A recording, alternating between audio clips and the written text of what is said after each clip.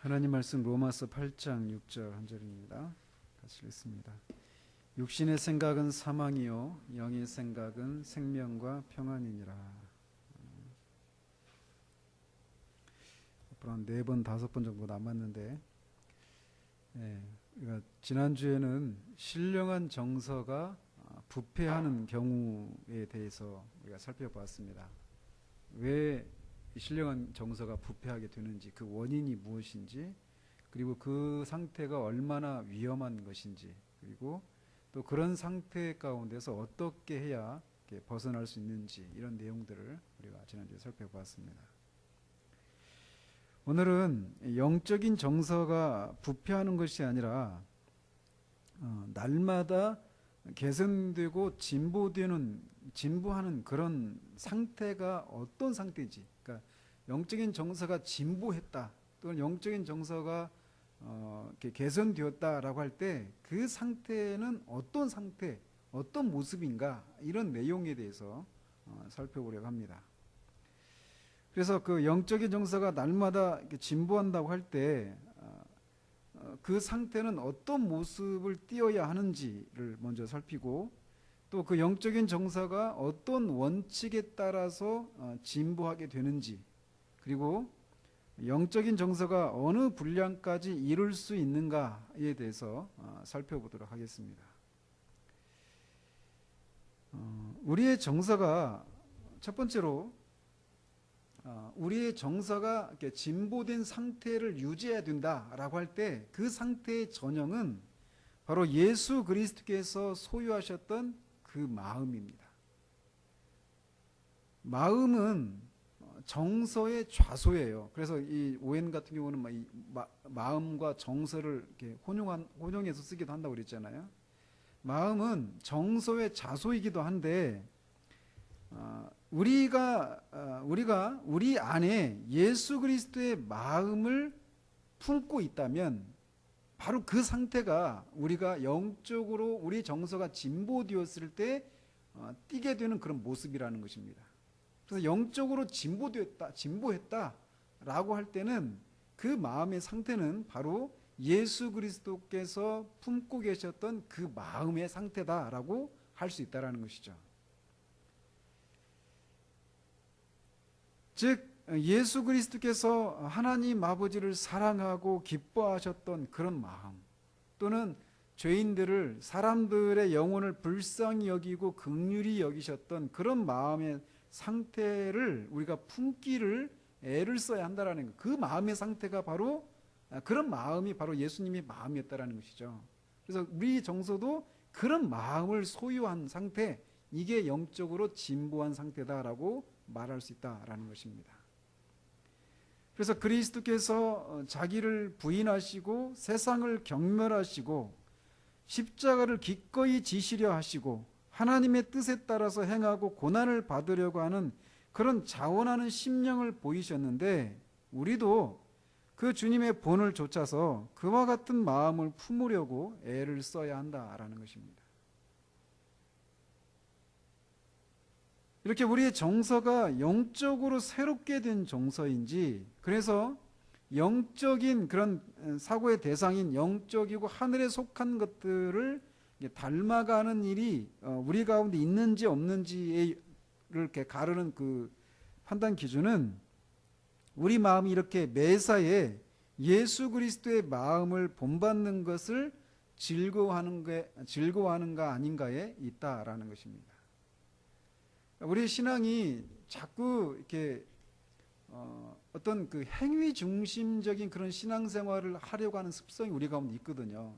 분명히 우리가 믿는 바가 어떤 삶의 형태를 통해서, 어떤 그 신앙적인 행위들을 통해서 분명히 드러나야만 합니다. 드러나야 하는데 그런 행위들을 할 때 그것이 어떤 마음의 상태에서 하는가, 어떤 사람이 하는가, 이게 더 중요한 요소라는 거예요. 그러니까 신앙의 행위 중심적인 그런 신앙생활을 하다 보면 끊임없이 사람의 마음은 우리가 아무리 맛있는 음식을 먹어도 그게 한두 끼죠.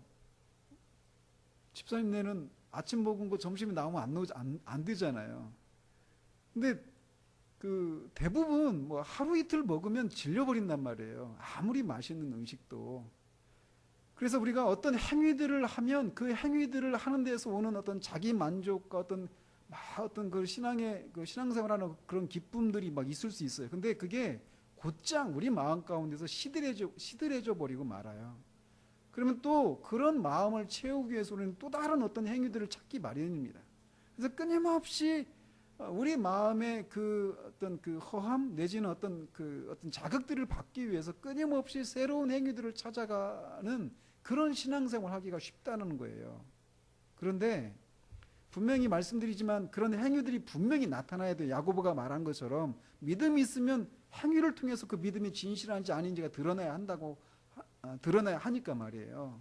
행위가 분명히 있어야 되는데 그거를 하는 그런 행위를 하는 사람이 어떤 사람인가, 이거를 놓친 채 행위 중심적인 그런 신앙생활을 하다 보면 열심을 냈는데 결국 전혀 주님을 닮지 않은, 주님과 상관이 없는 그런 사람일 수도 있다라는 것이에요. 그래서 그런데 우리가 그거를 잊기가 쉬워요. 그래서 뭔가 신앙생활을 하다 보면 어떤 그 새로운 것들이 없을 때, 새로운 어떤 그 교회 어떤 그런 프로그램들이나 그런 활동들이 없으면 우리가 금방 신앙생활의 어떤 힘을, 동력을 잃어버린 채 시들한 그런 모습으로 신앙생활을 하는 경우들이 있다라는 거예요. 우리는 잊지 말아야 돼요. 우리 신앙의 목적은 무엇이냐면 예수 그리스도를 닮는 것에 있어요. 우리가 예수 그리스도를 닮는 것에 있다라는 것이에요. 그래서 우리가 영적인 정서도 신령한 상태를 유지하고 계속해서 그 상태도 이렇게 진보를 해야 되는데, 그 신령한 정서가, 영적인 정서가 신령한 상태에 이르렀다라고 할 때 그 상태의 전형은 바로 예수 그리스도의 마음이다라는 것이에요. 그래서 우리가 범사에, 매사에 사람을 대할 때나 어떤 일을 행할 때 내 마음이 그리스도의 그 마음과 같은 것인가 라고 하는 것을 보고 우리 자신의 상태를 판단하는 것이 필요하다라는 거예요. 그런 상태를 우리가 늘 잊지 않고 살아가면요, 신앙생활이 결코 이렇게 무료하거나 막 시들하거나 이럴 수가 없습니다. 왜냐하면 우리 마음의 상태는 우리가 그걸 보려고만 하면 내 마음이 지금 내가 어떤 마음의 상태로 아이들을 대하고 사람들을 대하고 있는가, 이런 것들을 즉각적으로 보려고만 하면 볼 수 있잖아요. 그렇기 때문에 그 신앙의 그 전형이라고 할 수 있는 그 예수님의 그 마음과 우리 자신의 그 마음의 상태를 이렇게 비교하는 것을 통해서 우리가 우리 현 주소를 확인하고 거기서 다시금 이렇게 깨어나고 또 열심을 내게 되는 그런 동력이 거기서 나오는 거란 말이에요. 그래서 우리 신령한 정서의 전형은, 우리가 영적인 정서가 이렇게 신령해지고 계속 자라야 되는데 그 전형이 바로 예수 그리스도의 마음이다라고 하는 것을 먼저 이렇게 우리는 말을 하고 있습니다. 그리고 두 번째로 우리의 정서가 영적인 진보를 이루기 위한 최상의 법칙은 성경이다라고 말을 합니다. 이것은 두 가지 측면에서 그런데, 첫째는 우리의 내면적인 정서가 성경의 원칙을 따라야 진보를 이룬다라고 말을 합니다. 우리 내면의 정서가 성경의 원칙을 따른다라고 할 때 그것은 우리의 마음과 뜻과 정성과 힘을 다해서 주 하나님을 사랑하는 것이다 라고 할 수 있습니다. 즉 성경을 주님이 그 구약 성경을 다 털털 털어가지고 딱 두 가지를 말씀하셨잖아요. 그죠? 하나님을 사랑하는 거예요. 마음과 성품과 뜻과 목숨을 다해서 하나님을 사랑하는 것과 내 이웃을 내 몸과까지 사랑하는 것, 내 몸과까지 사랑하는 것. 이게 성경의 요약이란 말이에요. 율법의 요약입니다. 이게. 즉 그런 성경의 원칙을 쫓아서 하나님을 우리가 사랑하는 그 동기에 의해서 그 모든 것을 행해야 한다라는 거예요. 그래서 우리는 매사에 하나님을 다른 모든 것보다 더 귀하게 여겨야 한다라는 겁니다. 그래서 모든 것을 선택하고 행동할 때 그 선택과 행동의 행동을 하게 되는 그 결정의 원칙은 항상 하나님을 사랑하기 때문에 무엇인가를 선택하고 행동하는 것이어야 한다라는 겁니다. 물론 우리는 이 세상에서는 그 완전한 경지에 이르지는 못해요. 완전히 이르지 못하지만 그럼에도 불구하고 우리는 범사에 하나님께 그런 부단한 그런 애착을 가지고 모든 것보다 하나님을 더 우선하고 하나님을 우리 최상의 선으로 즐거워하기 위해서 진지하게 애를 써야 한다는 것입니다. 이런 마음의 상태와 이 정서가 우리 마음에 고정적으로 이렇게 습관화되어 있을 때 우리가 거룩한 의무들을 행하거나 또는 시험을 당할 때 우리가 그런 상태에 있다라고 하는 것의 그 진면목이 드러나게 됩니다. 즉 우리 마음이 항상 하나님을 사랑하는 것 때문에 무엇인가를 하고 무엇인가를 선택하고 있다라고 하는 이것이 우리가 거룩한 의무들을 행할 때나 아니면 시련을 당할 때 그렇구나, 내가 그런 상태 가운데 있구나라고 하는 것이 드러난다라는 거예요. 우리 마음이 이렇게 항상 하나님을 최우선으로 하고 그분을 우리의 온 마음을 다해서 사랑하려는 동기와 정서로 채워지지 않으면 우리가 행하는 의무들은 생명력이 없고 건성으로 하게 되고 시험을 당할 때 우리는 곧장 하나님으로부터 떨어지고 떠나게 되고 만다라는 것입니다.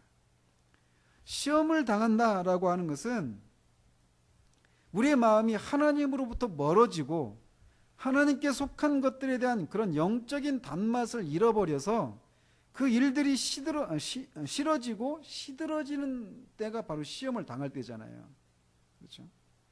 그런데 그런 때에 우리의 마음이 방금 말씀드린 것처럼 범사에 하나님을 사랑하려고 하는 정서로 고정되어 있다면 비록 영적인 것들 속에서 잠시 그 단맛을 잃어버리는 그런 시험의 때라도 우리가 이 하나님을 떠나서 죄를 짓거나 하지 않는다라는 것입니다.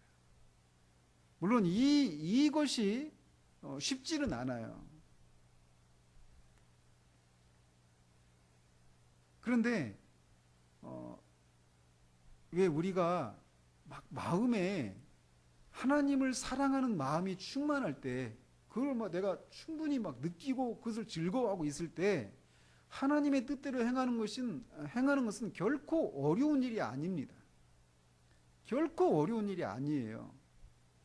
그런데 이런 때가 있단 말이에요. 시험을 당할 때 하나님이 계시지 않는 것 같은, 또 하나님이 계신다 하더라도 나를 사랑하시지 않는 것 같은, 나를 전혀 기억하시지 않는 것 같은, 그 하나님께 속한 그 모든 것들이 다 모든 그 실제들이 실제가 아니라 마치 아무것도 아닌 것 같은, 허상에 불과한 것 같은 그런 때가 있거든요. 우리 가운데. 그때가 시험을 당할 때란 말이에요. 그런 때는 그 모든 것들이 다 시들해져요. 그런데 그런 때라도 우리 마음이 우리 내면의 정서가 하나님을 사랑하는 것 때문에 모든 것을 선택하고 행동하려고 하는 이런 이 마음의 습성이 고정되어 있으면 그런 때라도 하나님을 떠나지 않고 죄를 짓는 그런 상태로 떨어지지 않는다라는 거예요. 때로는 있잖아요. 하나님께서 우리에게 그런 믿음의 선진들은 그런 때는 영혼의 어두운 때라고 말을 합니다. 또는 사망의 음침한 골짜기라고 부르는 그런 때이기도 해요. 근데 그런 때에 그런 것을 통해서 우리를 향한 하나님이 어떤 분이시고 우리에게서 하나님이 얼마나 소중한 분이신지, 그리고 우리가 믿는 바 그 내용이 무엇을 의미하는지를 그런 시련을 통해서 우리에게 깨닫게 하십니다. 그래서 그렇게 전혀 진짜 흑암 가운데 걸어가고 있는 그런 때라도 우리 마음이 하나님이 우리를 우리에게 얼굴을 돌리지 않, 우리에게서 얼굴을 돌리고 계신 것 같은 그런 때 우리 마음이 굉장히 고통스럽죠. 근데 그런 때라도 그런 것을 하나님이 나로 하여금 맛보게 하셔서 하나님이 나에게 그런 어두움, 영혼의 어두움을, 그런 메마름을, 고통을 맛보게 하셨다 하더라도 기꺼이 그게 하나님이 주신 것이라면 내가 기꺼이 하나님을 사랑하기 때문에 그것을 감내하겠다라고 하는 그런 마음으로 그 자리를 지키는 것이 가능하다라는 거예요. 근데 사실 이게 쉽지 않죠. 이런 상태가.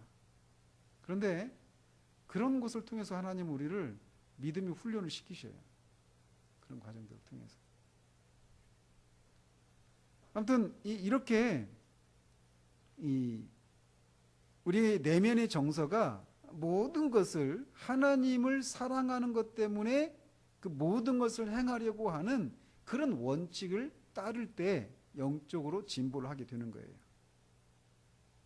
또 우리 내면이 이렇게 성경의 원칙을 따라서 범사에 우리의 마음과 성품과 뜻을 다해서 하나님을 사랑하는 원칙을 따르는 것이 우리의 영적인 정서가 진보를 이루는 원칙이라면 외적으로 드러나는 그런 외적인 방편들과 의무들도 성경의 원칙을 따라야 합니다.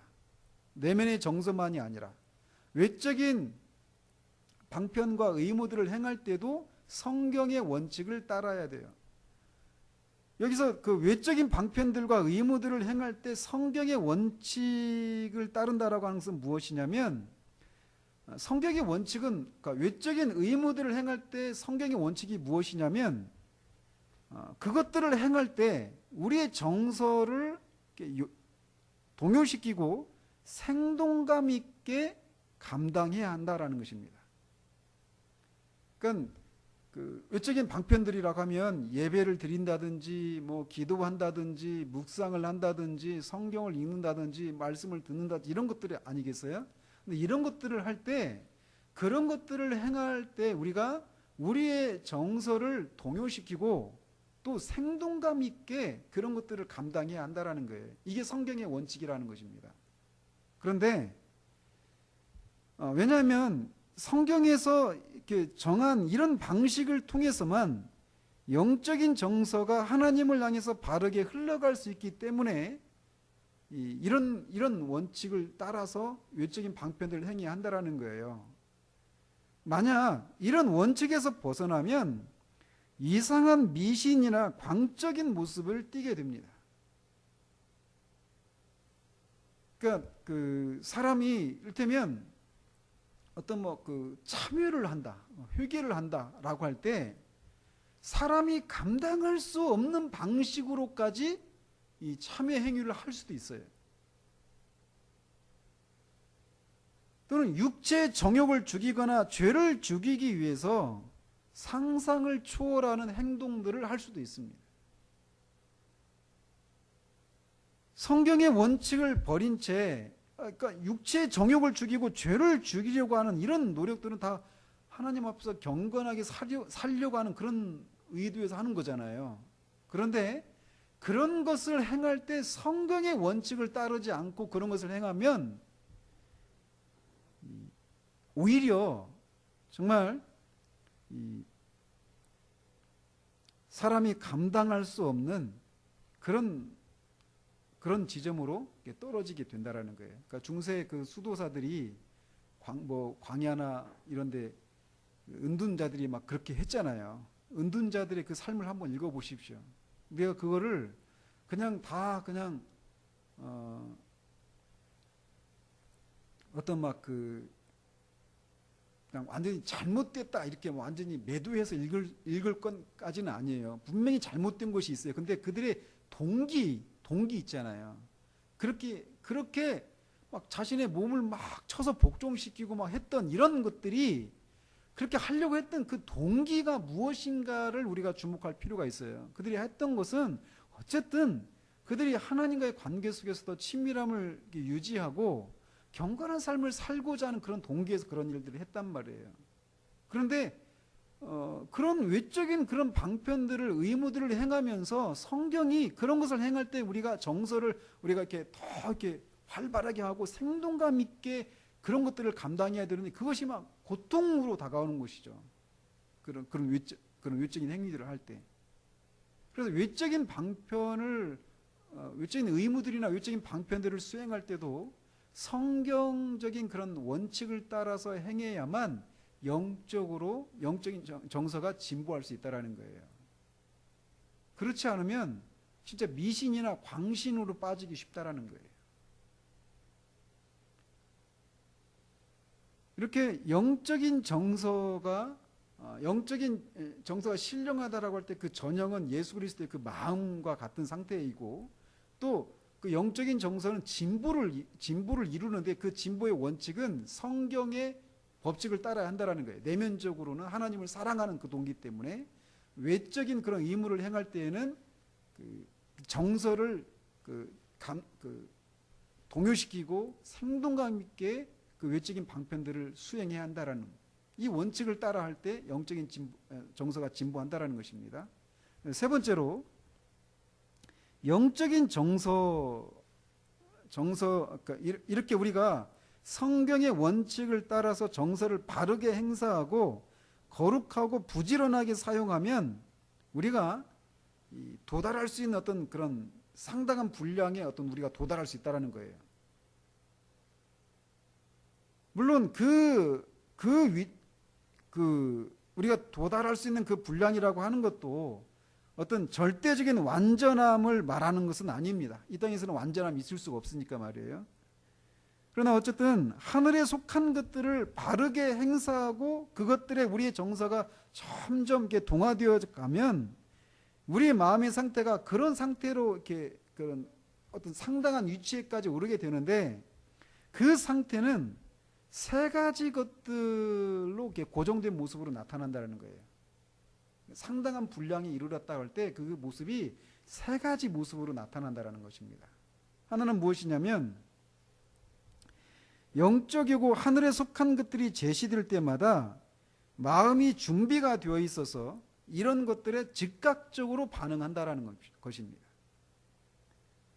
그러니까 우리가 이 영적인 정서가 그 하늘의 영적이고 하늘에 속한 것들을 우리 안에서 바르게 행사하고 그것을 부지런히 사용하면 우리의 영적인 그런 그 정서가 신령한 상태로 그 상당한 위치까지 잘할 수 있는데, 그렇게 되어졌을 때 나타나는 양상이 세 가지가 있다라는 거예요. 그 첫 번째가 무엇이냐? 그렇게 영적이고 하늘에 속한 것들이 그 제시될 때마다 그것들에 즉각적으로 그 마음이 반응한다라는 거예요. 반응한다라는 것이에요. 마치 갓난아이들이 젖을 사모하는 것처럼 준비된 정서는 이런 것들을 자연스럽게 받아들이고 이런 것들을 계속해서 소원하게 된다라는 것입니다. 그래서 영적인 정서가 준비된 사람들은 성령의 인도하심을 따라서 다양한 상황 속에서 이런 것들을 제시받습니다. 영적이고 하늘에 속한 것들을. 개인적인 어떤 경건 생활을 할 때뿐만 아니라 다른 사람과 대화할 때 또 다양한 장소와 시기 가운데서 이런 것들을 제시받게 되는데, 그럴 때마다 그 마음이 즉각적으로 반응하게 된다라는 거예요.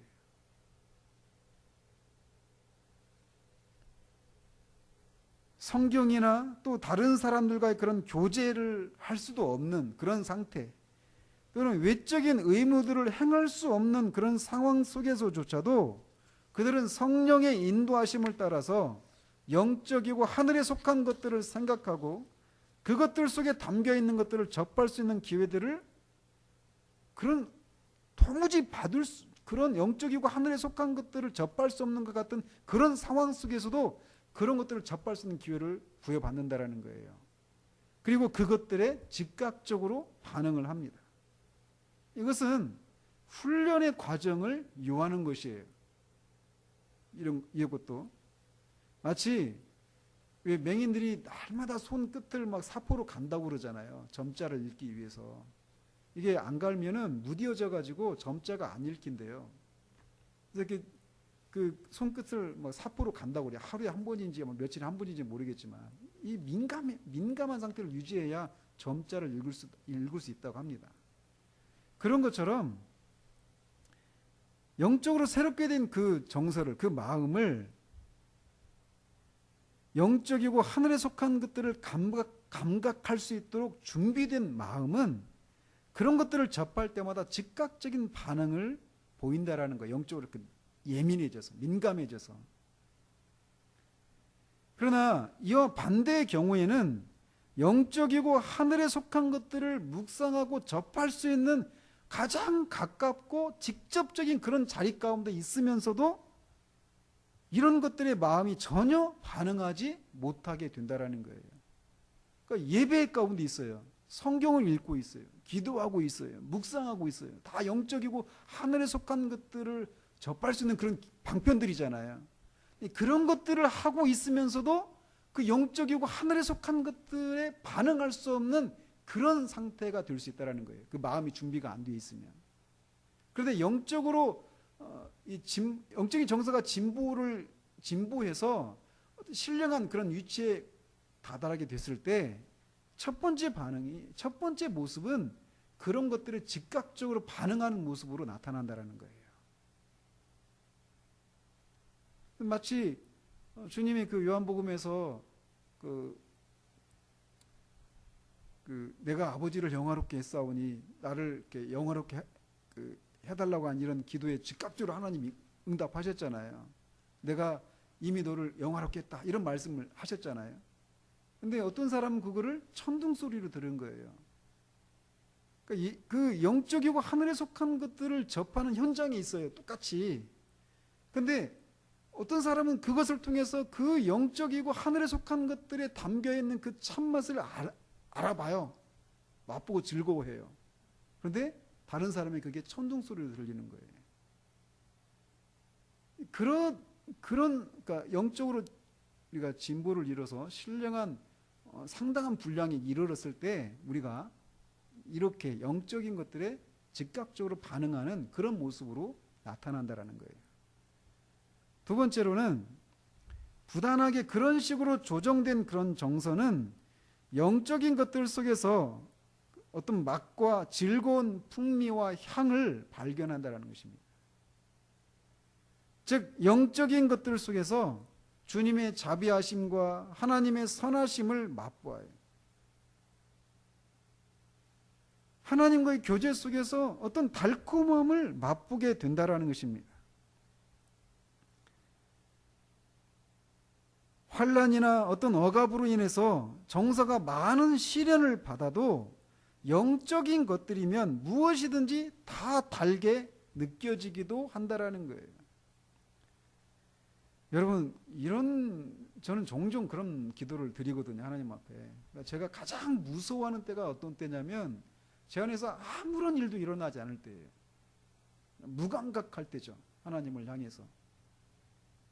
근데 그때마다 분명히 제가 보기에도 하나님 앞에 제가 온전치 못한 삶을 살고 있는데 아무런 일도 안 일어나고 마음도 무감각한, 하나님도 아무런 말씀 안 하시는, 저는 그때가 가장 무섭습니다. 제게.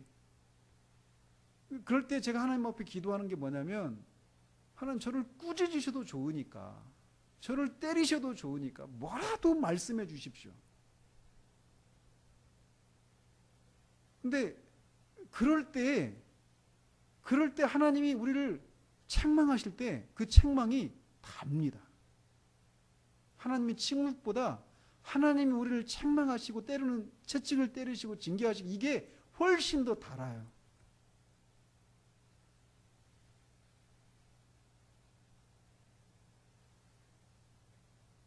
이 영적으로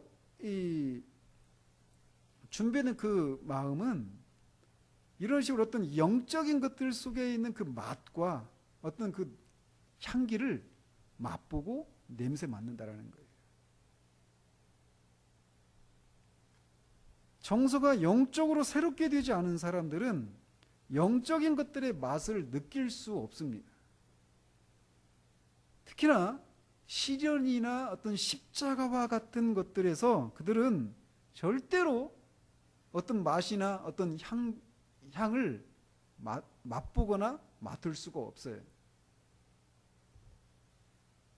왜 나한테 이런 걸 주십니까? 이렇게 되죠.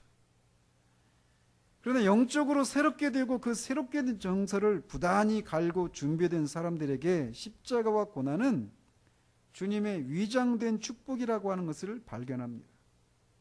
물론 처음에는 그것들이 쓰고 아픈 것들이지만 그것들의 성령의 인도하심을 따라서 순종하고 그것들을 통해서 우리를 향하신 주님의 선하신 뜻들을 발견하게 되었을 때 시편 기자처럼 고난받는 것이 내게 유익이라고 말할 수 있게 되는 거예요. 그래서 그 쓰디 쓴 것 같은 시련과 십자가마저도 그 속에 담겨있는 그 맛을 맛보고 즐거워할 수 있다는 거예요.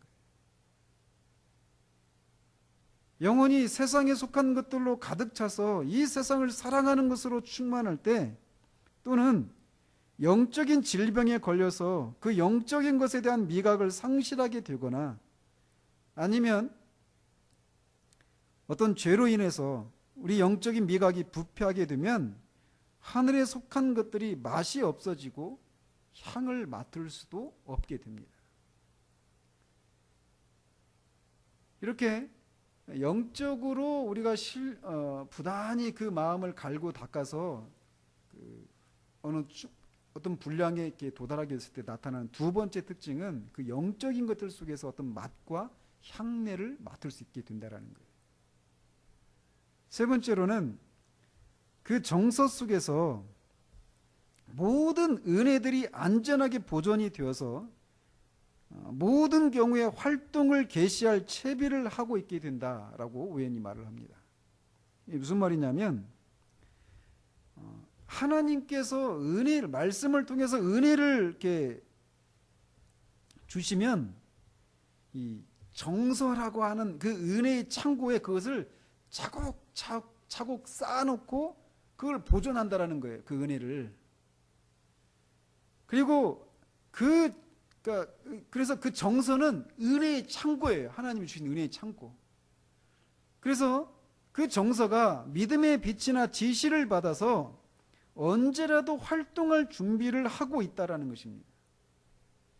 믿음이 하나님의 영광을 위해서 바른 도리를 행하는 길에서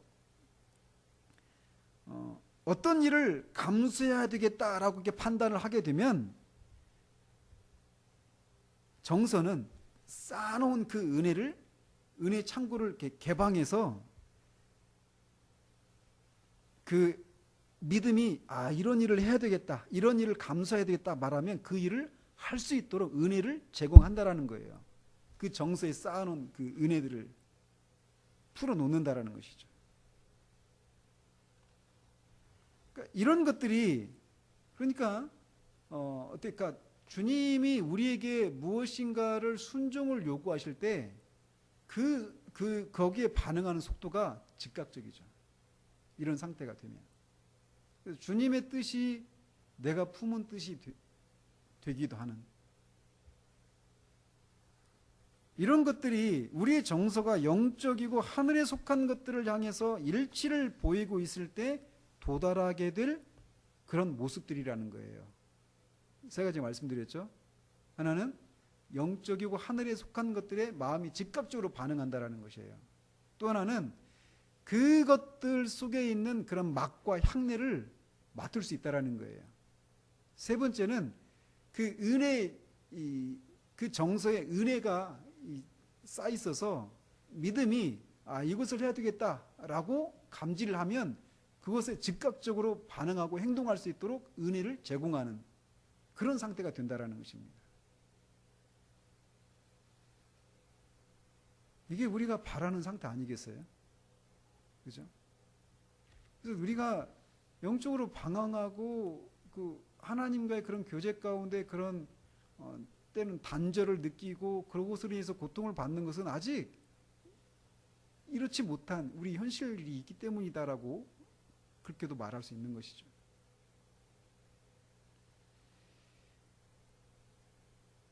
이렇게 영적으로 새로워진 정서는 영적이고 하늘에 속한 일들에 집착을 하고 더 일치를 해서 결국 더 영적이고 더 하늘에 속한 정서가 되어가는 것입니다. 그러나 일시적으로 어떤 자극을 받아서 정서의 변화를 받은 그런 사람에게는 이런 진보가 없어요. 그들은 영적이고 하늘에 속한 것들을 순전히 자신들의 이성과 이해의 차원에서 그런 것들을 이해하려고 합니다. 그러나 정서 자체가 영적으로 새롭게 되지 않은 사람의 그 이성도 육신적이기 때문에 이들의 거듭나지 않은 그런 이성으로는 영적인 것을 분별할 수 없고 그것들 속에 담긴 맛과 향을 맛보거나 냄새 맡을 수가 없어요. 왜냐하면 그런 것들을 영적으로 해야 분별하는 것이기 때문에 그렇습니다. 따라서 이들은 그러면서도 이런 상태 가운데 있는 사람들, 그러니까 정서가 일시적으로 자극을 받은 사람들도 몇 주 전에 말씀드린 것처럼 거룩한 의무를 행하고 삶의 변화를 일으키기도 하고 막 그런다 그랬잖아요. 그런 일에 열심을 내기도 한다고 그랬잖아요. 그러니까 나름대로 신앙생활을 하고 있단 말이에요.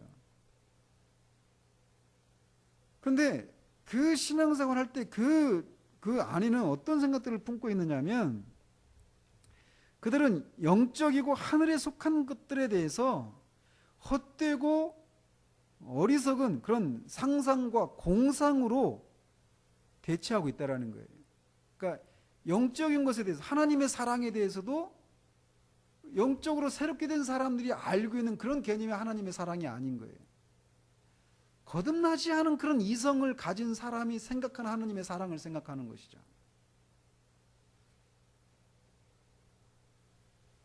그래서 어디로 빠지느냐면 결국은 미신과 우상 숭배로 이어지게 되는 거예요. 이들의 하나님은 성경의 하나님이 아닙니다. 성경이 십자가와 예수 그리스도의 십자가의 죽으심과 부활을 통해서 계시되신 그런 하나님이 아니라 자기들이 만든 하나님을 하나님으로 알고 하나님을 섬기는 거예요. 하나님을 그렇게 자기들이 만든 자기의 이성으로 생각한 하나님을 생각하고 섬기기 때문에 하나님께 속한 모든 것들도 왜곡되어 있고 영적이고 하늘에 속한 것들 속에서 나름대로 즐거움과 기쁨을 누린다고 하지만 이것은 모두 상상에 불과하다라는 것이에요. 열심히 기도하고 예배하고 막 하면서 어떤 나름대로 그런 즐거움과 기쁨을 누리고 막 그래요. 그런데 영적으로 그 정서가 새롭게 되어서 그 이지와 이런 것들이 새롭게 되지 않은, 영적으로 분별되지 않은 그런 영적이고 하늘에 속한 것들을 가지고 있기 때문에, 즉 상상과 공상에 의해서 만들어진 그런 개념을 쫓아서 신앙생활을 하고 있기 때문에 그들이 누리고 있는 즐거움과 기쁨이라고 하는 것도 모두 상상에 불과한 것이다라는 것입니다. 따라서 우리가 영적이고 하늘에 속한 것들을 이해한다라고 할 때 그것이 정말 영적으로 새롭게 된 그런 이지와 정서를 따른 것인지 아니면 그렇다고 상상을 하는 것인지 분별하는 것은 너무나 중요한 일입니다.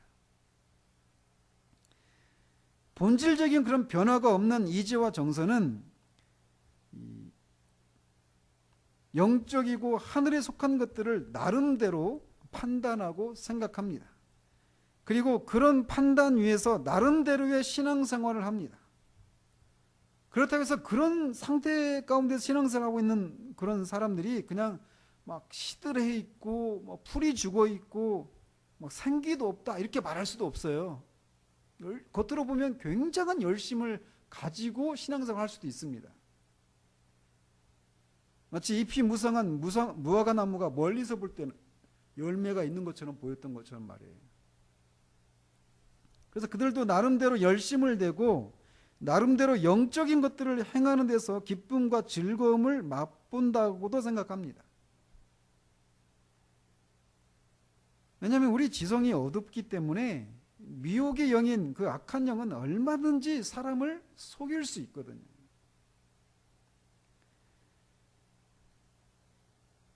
그러나 이런 사람들의 특징은 자신들의 활동과 행사가 하나님의 말씀에 벗어나 있는지 아닌지는 그다지 중요하지 않습니다.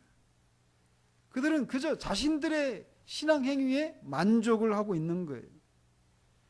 자기들의 정서가 영적이고 하늘에 속한 것들에 관여하고 관계가 있다라고 생각을 합니다. 자기들이 하고 있는 일이 성경의 지시를 받고 있는지는 아무런 문제가 되지 않아요. 그래서 결국은 유일하고 참된 안내자인 성경의 지시를 받지 않고 있기 때문에 결국은 길을 잃어버리고 맙니다. 잘못된 개념을 가진 채 그 잘못된 개념을 향해서 열심을 내면 낼수록 더욱더 진리에서 멀어지게 되는 거예요. 그렇기 때문에 우리가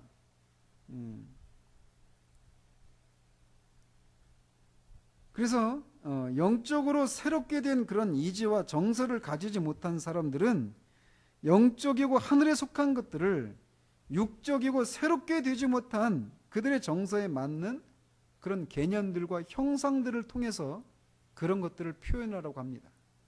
그래서 잘못된 그런 이단이나 또는 어떤 그 형상을 섬기는 이런 모습으로 나타나는 거예요.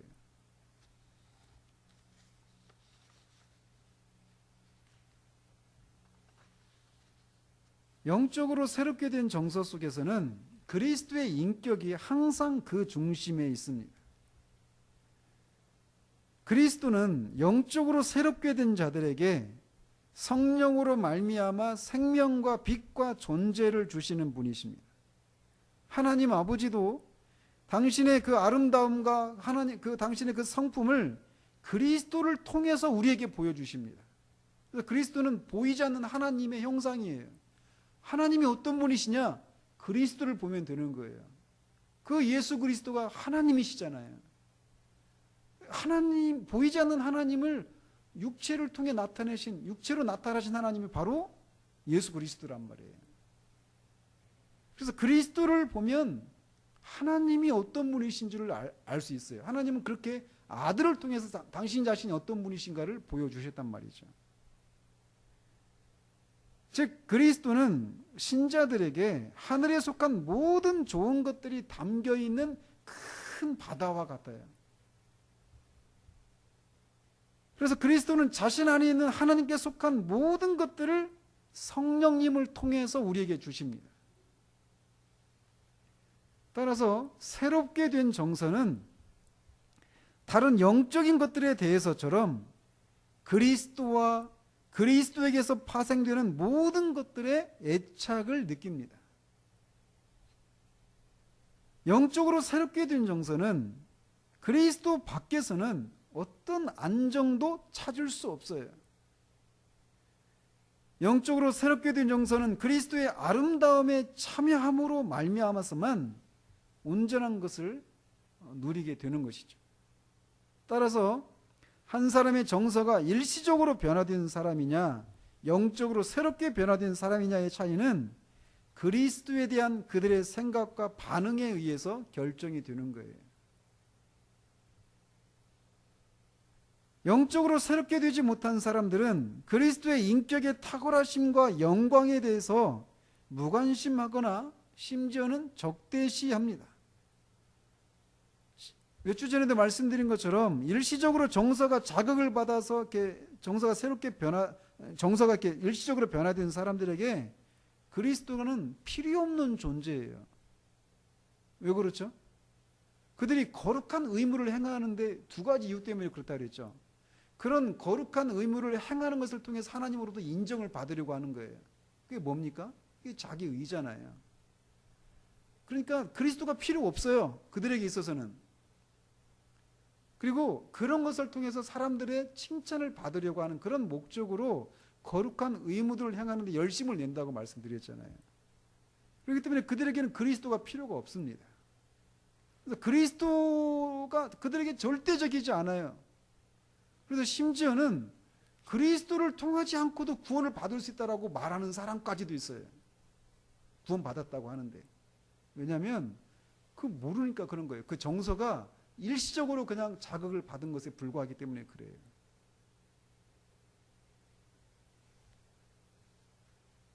그러나 영적으로 새롭게 된 사람은 그리스도는 하나님으로부터 와서 우리에게 지혜와 의로움과 거룩함과 구원함이 되신 분이시기 때문에 그리스도는 그들에게 전부입니다. 뿐만 아니라 그리스도의 인격의 그 탁월함은 새롭게 변화된 정서를 가진 사람들에게는 소망의 대상이에요. 앞에서도 말씀드렸죠. 우리 정서가, 영적인 정서가 신령해져서 충분한 분량이 이르렀을 때 그 영적인 그 전형적인 모습이 뭐라고 그랬어요? 첫 번째, 예수 그리스도의 그 마음을 품는 거라고 했잖아요. 그렇기 때문에 영적으로 새롭게 변화된 정서를 가진 사람들은 그리스도는 그들의 소망이에요. 그리스도처럼 되는 것. 그리고 그 그리스도 안에 담겨 있는, 그리스도 안에는 모든 보화가 담겨 있기 때문에 그 영적인 것들의 가치를 알아보기 때문에 그것을 찾는 것입니다. 이런 측면에서 우리의 영적인 정서가 지금 이 마땅히 도달해야 될 그 지점을 향해서 우리가 지금 가고 있는지 우리를 돌아보아야만 합니다. 만약 그렇지 못하다면, 오히려 그런 정서가 지난주에 살펴본 것처럼 부패한 상태 가운데 있다면, 후패에 있다라면 지난주에 살핀 것처럼 우리는 그것이 얼마나 위험한 것인지를 다시금 기억하고, 그런 상태에서 회복할 수 있는 방식이 뭐라고 그랬습니까? 기억하는 거예요. 내가 그 전에 어떤 상태 가운데 있었는지. 그래서 우리가 진짜 그 영적이고 하늘에 속한 것들이 우리에게 제시될 때마다 그것들에 즉각적으로 우리가 반응할 수 있는, 그리고 그 속에 담겨 있는 그 맛들을 우리가 맛보고 향내를 맡을 수 있는, 그리고 그런 것들이 우리 안에 차곡차곡 쌓여 있어서 믿음이 이 길이, 이것을 우리가 해야 되겠다라고 할 때 그것에 대해서 우리 정서가 즉각적으로 그 은혜를 제공해서 그 일에 즉각적으로 순종할 수 있는 그런 상태까지 나아가는 우리들이 있기를 바랍니다. 기도하겠습니다.